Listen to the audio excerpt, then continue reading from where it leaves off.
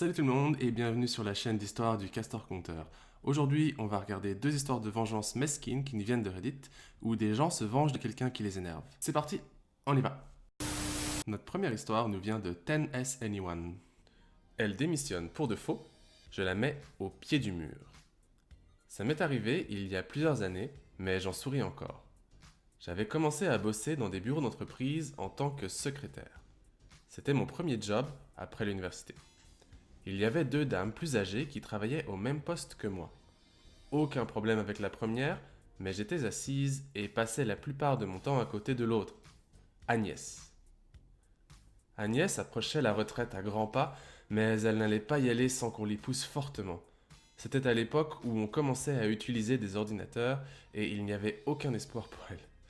Elle sortait des trucs comme « Je peux pas répondre au téléphone, je suis sur l'ordi !» Le mot multitâche n'existait pas dans son vocabulaire. Elle était super grincheuse et énervante.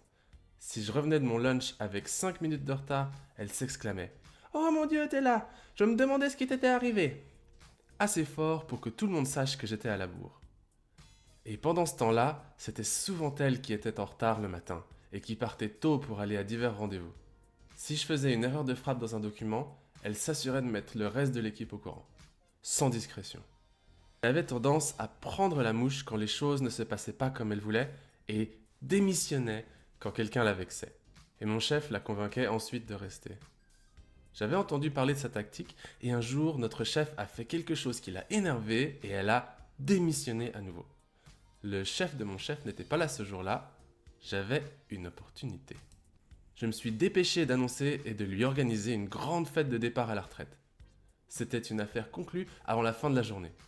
Le monde venait la voir et la féliciter, et ils avaient tous hâte de venir à la fête. Au point où elle était rendue, j'imagine qu'elle s'est rendue compte qu'il était trop tard pour sortir ses manigances habituelles, et elle a vraiment pris sa retraite. J'ai dit à mon chef qu'il n'avait pas besoin de s'embêter à la remplacer, parce qu'il était vachement facile de couvrir le peu de travail qu'elle accomplissait tous les jours. Bon, ma chère Agnès, on est triste de vous voir partir, hein. Mais je pars pas. Si, tu te casses. Notre prochaine histoire nous vient de Can Ducks Give STDs? Alors, tu veux fouiner dans les textos de ta fille? Je suis marié à une femme formidable. Elle est intelligente, drôle et c'est une crème.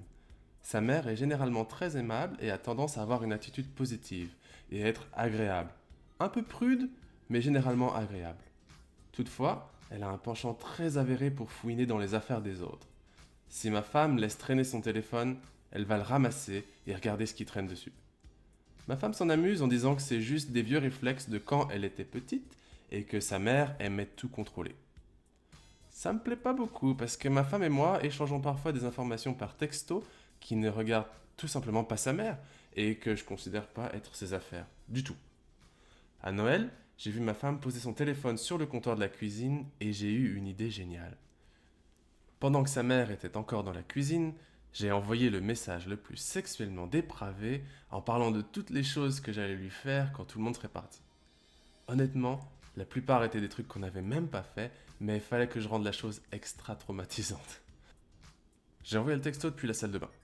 Et peut-être que mon imagination me jouait des tours, mais j'aurais pu jurer avoir entendu sa mère s'étouffer, un peu après la sonnerie du téléphone. Quand je suis sorti, sa mère refusait catégoriquement de croiser mon regard. Elle a demandé, pas très discrètement, à sa fille de venir lui parler dans une autre pièce.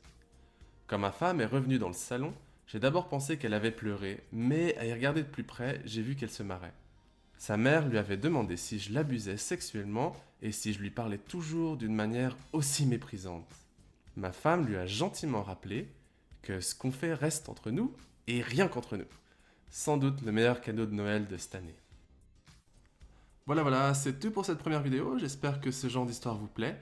Je vais essayer de mettre 2-3 vidéos par semaine, alors revenez souvent. Ciao, ciao!